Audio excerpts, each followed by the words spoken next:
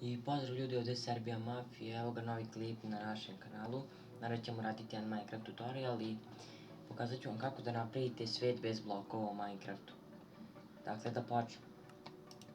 Prvo odete na svijet i create new world, nazovite ga kako god želite, evo ja ću tutorial. Odete ovdje create da bi mogli da poletite kada se stvorite. Onda idemo na more world options, ovo ne morate ništa da dirate, samo idemo ovdje world type super flat, idemo customize. Sad će vama vjerojatno ovako biti i onda zatim idemo na ovo presets.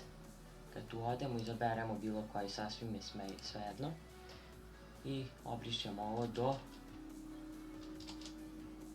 da vam ovako ostane i zatim kucate air tačka zarez use preset i sad treba ovako da vam bude.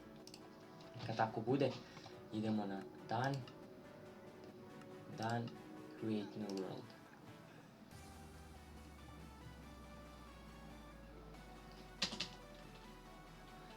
i odmah morate brzo da poletite i čim se popnete na neku određenu visinu koju želite.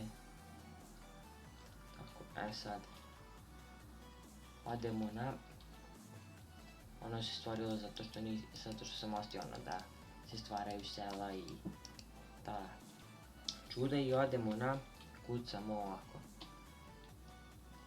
Znači kada smo to uradili, kucamo ovako, kosa crtica, set, block, onda držite alt gr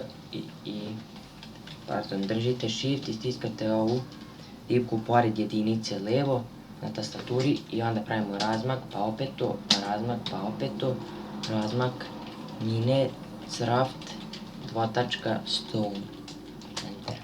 I evo ga blok i sada. I to bi bilo to što se tiče ove epizode Minecraft tutorial, izvinite sad što nemam skin, ali neka greška mi u Minecraftu i vidimo se u sljedećoj epizodi. Pozdrav!